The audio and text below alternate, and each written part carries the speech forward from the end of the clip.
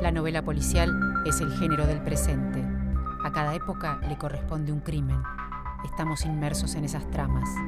Coleccionar policiales es adentrarse en el vértigo, el espanto, el deleite, la intriga, pero también en dilemas morales y sociales. Las zonas oscuras de la naturaleza humana se leen claramente en una buena novela policial.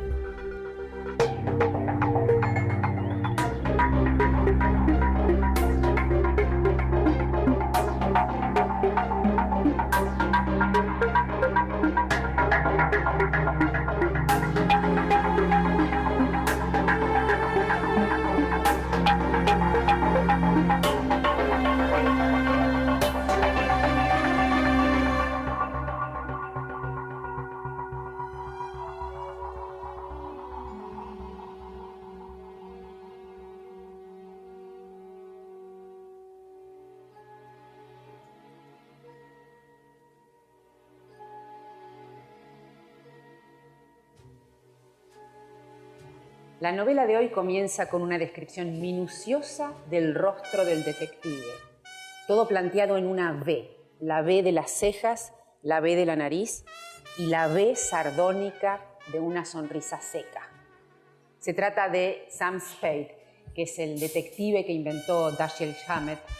Dashiell Hammett es el primer escritor de novela policial negra, aquel tan admirado por el propio Chandler. Y esta novela es quizás la más célebre, El halcón maltés, ese pájaro de oro ancestral que va pasando de mano en mano, de sangre en sangre. Y hoy estará con nosotros Carlos Gamerro, autor de El secreto y las voces, un libro que trabaja el género policial, pero más vinculado a lo político y a lo emocional. Y por otro lado, Osvaldo Aguirre, autor de Enemigos públicos, una suerte de investigación periodística sobre los criminales más célebres de nuestra historia.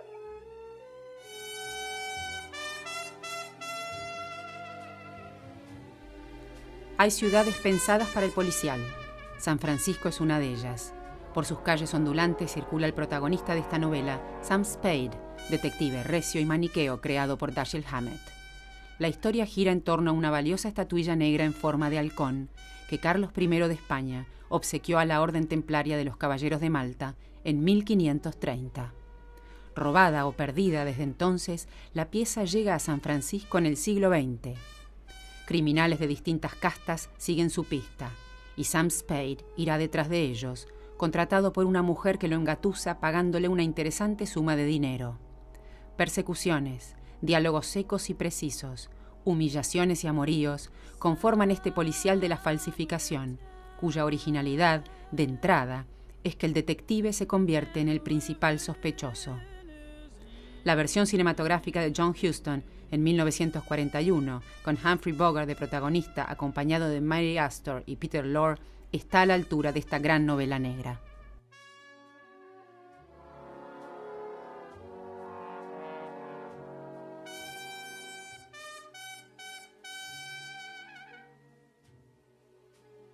Osvaldo, hay una frase que me traje hoy, que es una cita en realidad que aparece en tu libro Enemigos públicos. Dice lo siguiente: el crimen se asemeja a una contraseña que una vez descifrada delata algo del total de la sociedad en que sucedió. En la investigación del crimen, la sociedad se investiga a sí misma. Vos justamente has trabajado las dos cosas, el crimen real y el crimen ficticio dentro de la novela policial. Y me gustaba justamente tu participación en esta especie de investigación del género que hacemos para ver cómo ocurre la mezcla de crimen real y crimen ficticio en la novela negra pura, como la de justamente Hammett. Claro, bueno, me parece que esa frase de Enzensberger viene justo para hablar de Hammett, ¿no? Y del tipo de cambio que Hammett introduce en el género, ¿no? Es un poco lo que se le ha reconocido a partir de aquel célebre ensayo de Raymond Chandler, El simple arte de matar, ¿no? Donde Chandler, digamos, va distinguiendo o señalando el quiebre entre la novela de enigma y la novela negra, y situando a Hammett como, digamos, el gran agente de ese cambio, ¿no? Cuando dice que Hammett sacó al crimen, digamos, sacó la cuestión del jarrón veneciano, ¿no? Toda esa cosa del enigma así asombroso y a la vez inverosímil y alejado de la realidad, para volver al crimen en las calles y volver a la cuestión, a la naturaleza económica del crimen, ¿no? La cuestión de que los crímenes, dice Chandler, se convierten por sólidas razones económicas y no por el hecho de proporcionarle un cadáver al detective, ¿no? Samuel Spade tenía larga y huesuda la quijada inferior y la barbilla era una V protuberantemente bajo la V más flexible de la boca. Las aletas de la nariz retrocedían en curva para formar una V más pequeña. Los ojos, horizontales, eran de un gris amarillento. El tema de la V le recogía la abultada sobreceja que destacaba en medio de un doble repliegue por encima de la nariz ganchuda, y el pelo, castaño claro, arrancaba de sienes altas y aplastadas para terminar en un pico sobre la frente. Spade tenía el simpático aspecto de un Satanás rubio.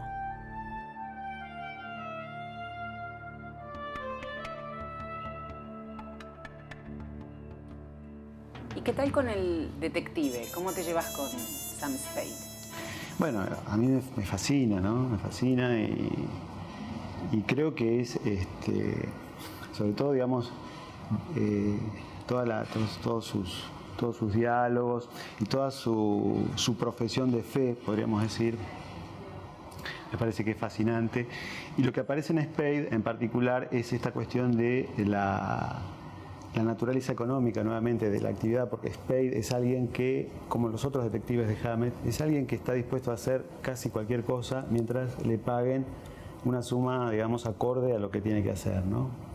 O sea, es inescrupuloso, es cínico. Es frío. En el primer párrafo Hammett lo describe como una especie de Satanás rubio, ¿no? Y él siempre se está riendo y ¿no? Esa cuestión que tiene de armar los cigarrillos, que me parece que la versión que hizo Bogart en el cine lo captó muy bien y es como una imagen imborrable, ¿no? Del personaje, aparte de que la película es también extraordinaria, ¿no?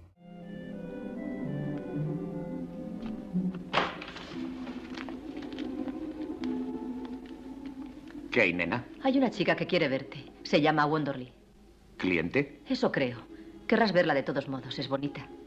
Hazla pasar, Effie. He preguntado en el hotel por un detective particular de confianza. Me hablaron de usted. Empecemos. Cuéntemelo todo desde el principio. Soy de Nueva York.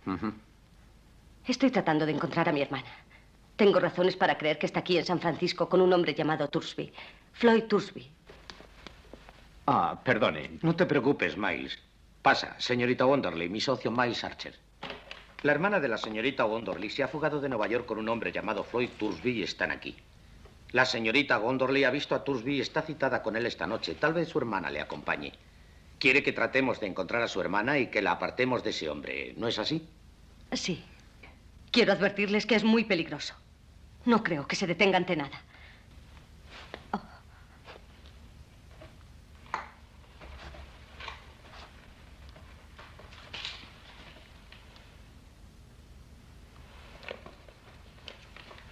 ¿Es suficiente?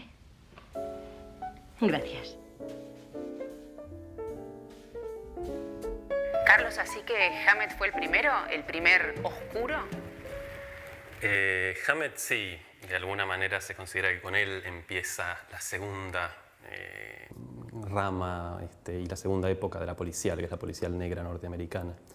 Y de hecho, nada menos que Raymond Chandler, el otro gran nombre de la policial negra, se lo reconoce en uno de sus ensayos. Dice que Hammett sacó el crimen del salón donde se cometía por motivos siempre recónditos y lo llevó a las calles, donde se cometía generalmente por dinero.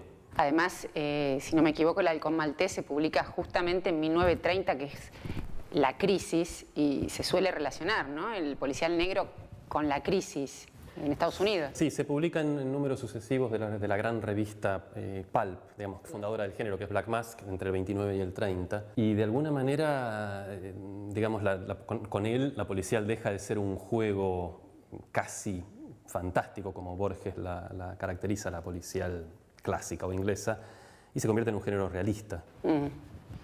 Claro, que intenta dar cuenta de las causas y los métodos y las formas reales del crimen, o reales en el sentido de que son los crímenes, digamos, que aparecían en los diarios. El detective primero, el que funda, bueno, la policial inglesa, tengamos en cuenta esta paradoja, la funda un norteamericano, Edgar Allan Poe, ¿no? No hay que olvidar ese detalle, pero digamos, el detective que conocemos, el Dupin, el de Agatha Christie, Sherlock Holmes, es un científico observador que de alguna manera no interfiere con lo que está observando. El detective que funda Hammett es un hacedor, es casi un operario, y de hecho en El Halcón Maltés, Sam Spade dice en El Halcón Maltés que su método es muy simple. Él, para ver cómo funciona una máquina, no la observa desde afuera. Tira una barra de hierro adentro y ve cómo todo revienta. Y esa es su manera de resolver, digamos, la cuestión. Por eso en la policial negra el crimen no es lo que sucedió antes de que empiece la investigación. Los crímenes siguen, se van sucediendo todo el tiempo, y de hecho muchas veces el detective los provoca, o su accionar, su investigación provoca nuevos crímenes. Un detective particular iba siguiendo a Thursby.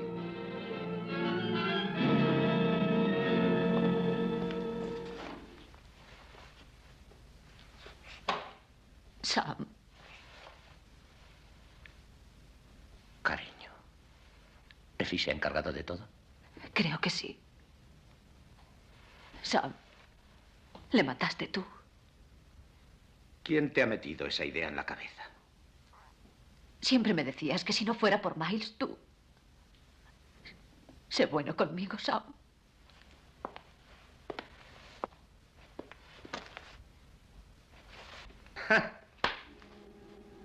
Tú mataste a mi marido, Sam. Sé bueno conmigo. Lo que puede tener de sorpresivo Spade para, digamos, un lector que venga de leer las novelas de Enigma, es que es justamente esa ubicación ambigua que tiene en relación a la ley y al delito, ¿no? O sea, no está ni totalmente de un lado ni totalmente del otro, ¿no? Y sobre eso habla justamente Spade en varios pasajes de la novela, por ejemplo, cuando se enfrenta con el fiscal, porque el mismo Spade es un sospechoso, ¿no? Se convierte en sospechoso de estos crímenes. Esta cuestión de revelar algo oculto, de revelar una verdad oculta, que ya no tiene que ver con un enigma de estrambótica factura, sino con algo más relacionado con los actores sociales. Está aquí, ¿no? La palabra no necesariamente es verdadera. Digamos, en la novela negra lo que se dice como testimonio puede ser totalmente encubridor de otra historia que no se está contando. Sí, sí, sí. En la novela de Enigma todavía el testimonio tenía algo de verosímil. Claro. Sí. Todos pueden estar mintiendo. Sí, o sea, una escena clave en ese sentido es, por ejemplo, cuando Spade, los reúne a todos. Claro. Y ahí uno ve que esto también es algo que podría ser así como un detective haría eso, pero cómo es capaz de cualquier tipo de alianza y de componenda, ¿no? Cuando él le dice, bueno, hay que buscar una cabeza de turco, hay que buscar a alguien para entregarle a la policía, para que la policía se quede tranquila, ¿no? Bueno, tiene que ser una de las personas que está en esta sala, ¿no? O sea, así sin ningún tipo de escrúpulos, ¿no? Antes tenemos que hablar de otra cosa. Nos hace falta una cabeza de turco. La policía necesita un culpable, alguien a quien cargar esos 3 asesinatos. ¿3? Son solo 2, porque Thursby fue quien mató a su socio. De acuerdo, solo 2. ¿Qué importancia tiene eso? El caso es que la policía necesita... Vamos, señor Spade. No esperará que creamos a estas alturas que tiene usted miedo de la policía. ¿O es que no es capaz de entenderse? Estoy metido en esto hasta el cuello, Goodman. Tengo que encontrar a alguien, un culpable cuando llegue el momento. Si no lo hago, estoy perdido.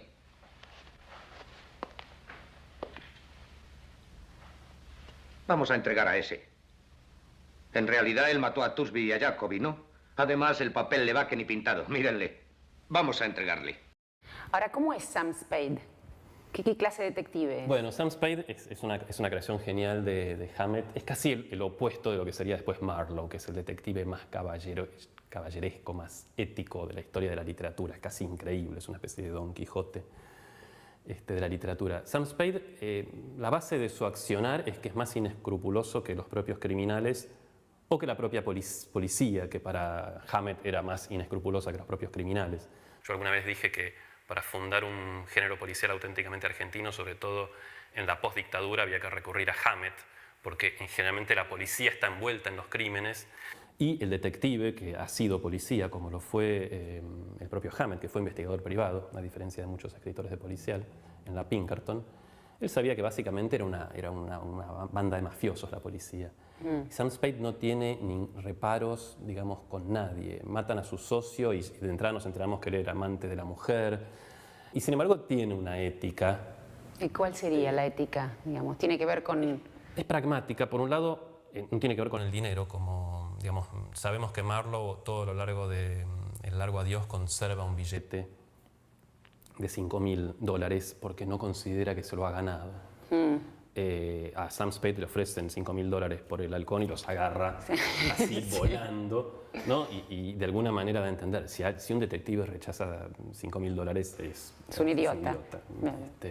Lo que tienen sus héroes, tanto Sam Spade como los otros, es como una decisión férrea de que no se van a agachar ante nadie. No es una ética hacia los demás, pero al revés, es como decir a los demás no me importan nada. Si no es por entereza, ¿no? No es por una moral, digamos, claro, ajena, pero tienen como una arrogancia. Claro, eso más bien. Y en ese sentido, Hammett, que fue acusado durante el macartismo y fue a prisión por negarse a dar nombres, también es un ejemplo, digamos, de no se doblegó de ninguna manera ante las presiones, digamos, del macartismo y llegó a ir a la cárcel y se la bancó perfectamente. Así que en eso, digamos, también practicó lo que predicaba, o lo que sus héroes predicaban.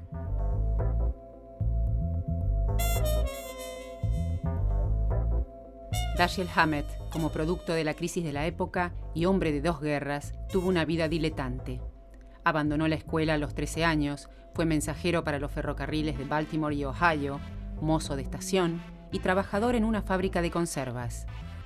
En 1915 ingresó en la Agencia Nacional de Detectives Pinkerton como detective privado, experiencia que nutrió gran parte de su obra policial. Empezó escribiendo para la revista Black Mask, donde publicó por entregas su novela El halcón maltés, cuya primera edición fue de 1930. Al año siguiente, Hammett se embarcó en una relación amorosa que duraría 33 años con la dramaturga Lillian Hellman. Luego militó en la izquierda antifascista y en 1942 volvió al ejército para alistarse en la Segunda Guerra Mundial como sargento en las Islas Aleutianas, donde editó un periódico del ejército. Como veterano de 2 guerras mundiales, fue enterrado con honores en el Cementerio Nacional de Arlington en 1961.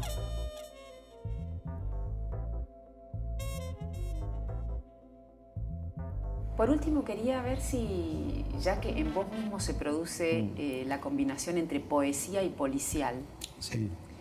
A mí me parece que en el género, en la novela policial, que yo también consumo con vehemencia, te diría, hay algo de poético y no logro bien quizás pesquisar qué es, si es la lengua, si es la oscuridad del alma. Bueno, uno podría recordar que existe un cancionero criminal muy importante, ¿no?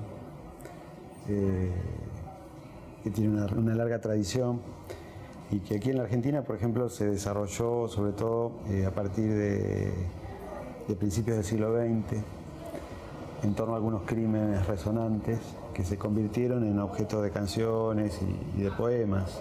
La primera versión de la sección policial de crítica que hacía Saldías, las crónicas se escribían en versos, crítica hacía suplementos especiales cuando se producían los grandes crímenes, ¿no? Qué sé yo, el descuartizamiento de Virginia Donatelli, digamos, que apareció en Los Lagos de Palermo, El Cuerpo, en 1928 y otros. Entonces como que ese grito de los canillitas también de alguna manera daba pie a composiciones muy breves por ahí. Y eso ha seguido, casi te diría, hasta la actualidad. O sea, hay chamamés dedicados a mate cocido, a Bairoleto. ¿Hay una épica o una poética del criminal? Sí, digamos, El criminal siempre es como una especie de personaje fascinante, un héroe raro, ¿no? Sí, un héroe raro. Digamos, que puede causar tanto atracción como rechazo. En los años 30, por ejemplo, o fines de los años 20, que también es la época de Hammett, es cuando se crea la figura del enemigo público, ¿no? Que fue una figura que, bueno, el cine y la prensa hicieron popular. Y que, digamos, entre otros efectos, hicieron que los grandes criminales de pronto se convirtieran en personajes familiares para el gran público, ¿no? Porque uno, a través de los diarios, del relato con los periódicos, de las películas, podía enterarse hasta de los detalles más íntimos de la vida de esos personajes. Bueno, en esta novela hay un personaje que en un momento dado está justamente leyendo un libro de los casos criminales. Exacto. De Estados Unidos en los 30, ¿no? Sí, ahí Spade tiene el libro abajo del despertador, digamos, o sea que lo tiene más. O sea que los casos criminales lo despiertan. Claro, sí. En la oscuridad sonó el timbre de un teléfono. Después de que hubo sonado 3 veces, se oyó el chirrido de los muelles de una cama. Unos dedos palparon sobre la madera. Algo pequeño y duro cayó con ruido sordo sobre la alfombra. Los muelles chirriaron nuevamente y una voz de hombre exclamó: ¿Diga? Sí, al habla. Miles Archer muerto. ¿Dónde? Bush y Stockton. Dentro de un cuarto de hora. Gracias. Sonó el ruidillo de un interruptor y la luz de un globo que colgaba del techo, sostenido por 3 cadenas doradas, inundó el cuarto. Spade, descalzo y con un pijama a cuadros verdes y blancos, se sentó sobre el borde de la cama. Miró malhumoradamente al teléfono que había en la mesilla mientras sus manos cogían un estuche de papel de fumar color chocolate y una bolsa de tabaco Bull Durham. Ahora, ¿qué te parece la historia misma? Digamos, esta idea de ir a buscar un objeto tan valioso y remoto del 1500 como el halcón maltés. Es raro, porque justamente se trata de una historia en los 30, en la ciudad, lo urbano, la violencia, y nos vamos a algo tan sofisticado como el halcón maltés. Sí, ahí uno podría contradecir a Chandler y decir que, bueno, en toda policial, aún en la más realista y más atada a las realidades del mundo criminal de su tiempo, hay un elemento de fantasía. Y ahora, vos como escritor, que a veces justamente buscás momentos de trama, no te diría policial, pero sí de cierta intriga, ¿no? Donde se busca en un pueblo pistas de un asesinato.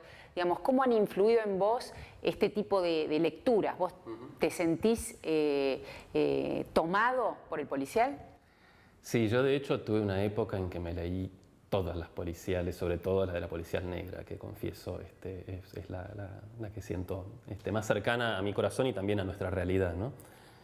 Y de hecho, cuando estaba, digamos, si me remonto a los orígenes de mi primera novela, que es Las Islas, yo me acuerdo que lo primero que quería escribir era una policial negra. Y lo que después de alguna manera identificó a la novela, que es el tema de la guerra de Malvinas, entró, no sé cómo, en algún momento entró y bueno, después sí tomó a la novela para ese lado, pero bueno, lo que estructura la trama de Las Islas, por ejemplo, es una investigación de tipo policial. También los personajes son así como medio, ¿no? Ácidos y... Y sí, la mirada del protagonista, que es más un Marlowe que un Sam Spade, es decir, porque aparte habla en primera persona, tiene algo que ver con el policial negro. Y de hecho, cuando yo, también en eso está, el protagonista, Felipe Félix, es un hacker. Y creo que en algún momento, cuando yo pensaba escribir una policial negra, uno de los impedimentos era, ¿pero quién puede ser un detective? Si en la Argentina los únicos detectives son ex policías o ex servicios de inteligencia. Entonces, digo, ¿qué clase de persona puede llegar a una investigación que no sea un detective privado, que aparte nos suena como algo muy exótico a nosotros, ni un policía? Y después dije, claro, un hacker, ¿no? Claro. Que empieza investigando en la red, en el mundo de la web, y después, cuando las cosas fallan, debe seguir en el mundo de afuera. Te anticipaste a Millennium. Y me viven robándome ideas. Después lo mismo en la otra que creo que vos tenías en mente, en El secreto de las voces, Exacto. que también es una especie de investigación en un pueblo. Después vino Lars von Trier con Dogville y me robó la idea. ¿Viste? Pero bueno, No se puede escribir en la Argentina. No. Gracias. Por favor.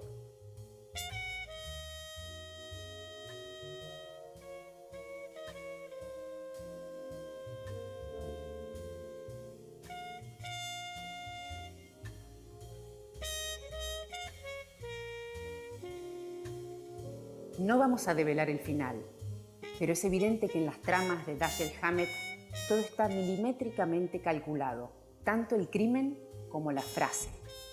Justamente de eso se trata, de combinar estilo con trama. Hoy fueron testigos los escritores Gamerro y Aguirre. En el próximo programa, una nueva escena para el crimen.